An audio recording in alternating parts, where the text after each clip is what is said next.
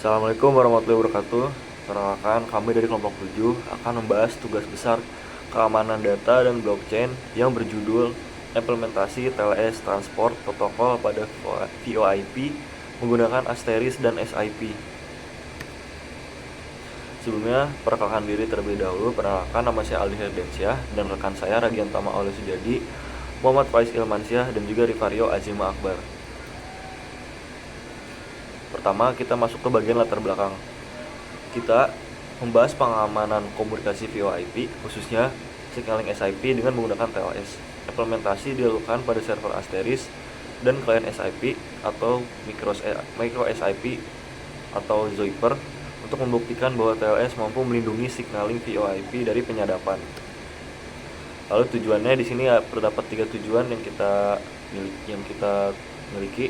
Yang pertama itu mengimplementasikan TLS pada SIP, yang kedua menganalisis traffic TLS, dan yang terakhir membuktikan keamanan signaling VoIP.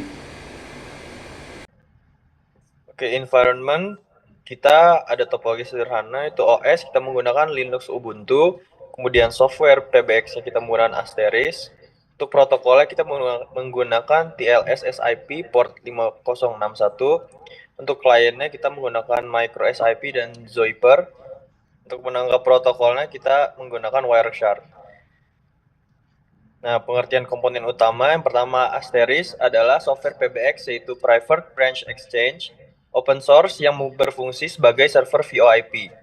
Asteris mengatur registrasi user SIP, panggilan suara, call setup dan teardown, routing panggilan, keamanan VoIP, TLS, dan SRTP. Yang kedua ada SIP, yaitu Session Initiation Protocol. SIP adalah protokol signaling yang digunakan untuk mendaftarkan user atau register, membangun panggilan atau invite, dan mengakhiri panggilan atau buy. SIP tidak mengirim suara, tetapi mengatur sesi komunikasi VoIP. Tanpa keamanan, SIP rentan disadap karena berbentuk plain text. Yang ketiga ada PGSIP, adalah stack atau library SIP modern yang digunakan Asteris untuk menangani komunikasi SIP. Fungsi PGSIP yaitu mengelola endpoint SIP, mendukung transport TLS, dan lebih stabil dan aman dibanding chain_SIP. PGSIP digunakan untuk mengaktifkan SIP over TLS pada Asteris. Yang keempat ada TLS atau Transport Layer Security. TLS adalah protokol keamanan di layer transport yang berfungsi untuk mengenkripsi data, mengautentikasi server, menjaga integritas data. Pada VoIP, TLS mengamankan signaling SIP, SIP message menjadi terenkripsi, dan mencegah sniffing dan man in the middle. Yang kelima ada Wireshark. Wireshark adalah aplikasi network protocol analyzer yang digunakan untuk menangkap atau mengcapture, memonitor, dan menganalisis paket data jaringan secara real time. Oke, selanjutnya ada konfigurasi environment. Yang pertama, di sini kami menggunakan server Asteris untuk server dalam VoIP, yang mana di sini kita jalankan dengan command sudo systemctl restart, lalu enable, lalu kita untuk melihat statusnya running atau tidak menggunakan sudo systemctl status Asteris. Di sini bisa terlihat bahwa servernya itu aktif running. Boleh next. Selanjutnya, kita menggunakan library PGSIP, yang mana kita akan melihat endpoints TLS yang sudah terdaftar. Nah, pada CLI, jalankan dengan command PGSIP show endpoints. Nah, untuk membuka CLI ini, atau command line interface, kita menggunakan command sudo asterisk min rvvv. Next. Nah, di sini untuk yang ketiga, kita untuk mengecek transport TLS-nya aktif atau tidak. Pada CLI juga kita jalankan dengan command pgsip show transport. Di sini bisa terlihat transportnya itu ada TLS dan juga UDP. Untuk TLS-nya itu portnya 5061 dan juga UDP 5060.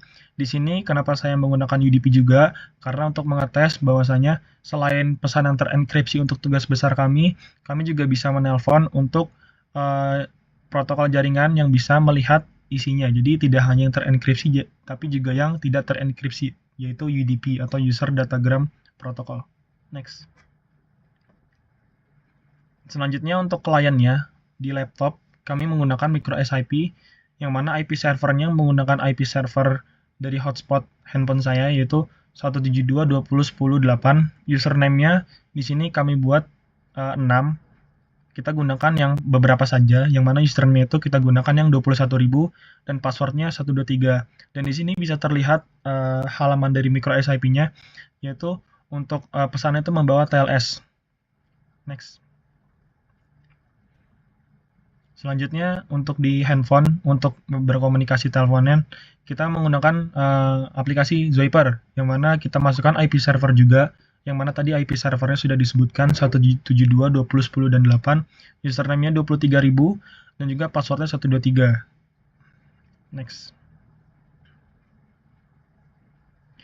Lalu kita mengcapture trafficnya, kita menggunakan aplikasi Wireshark, lalu bisa kita filter TLS atau TLS NN TCP.port = 47318, yang mana di sini kami hanya memfilter TLS-nya saja. Di sini bisa terlihat TLS v1.2 dan juga TLS v1.3.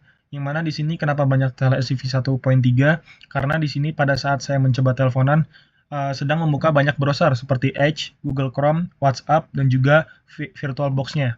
Maka di sini terlihat banyak TLS v1.3. Dan juga di sini bisa terlihat kita hanya fokus filter kami saja, yaitu TLS v1.2, yang mana sudah berhasil terenkripsi. Di sini terlihat beberapa TLS v1.2 yang sudah berhasil application data atau TLS-nya sudah berhasil. Next. Nah, untuk protokol yang tertangkap ada Ethernet, IP-nya IPv4 dan IPv6, TCP, TLS v1.2 dan TLS v1.3, ISAP over TLS, isinya itu terenkripsi, tampil sebagai TLS application data. Next. Nah, selanjutnya adalah flowchart yang menunjukkan bahwa panggilan VoIP dimulai dari micro SIP yang membangun koneksi TCP ke asterisk.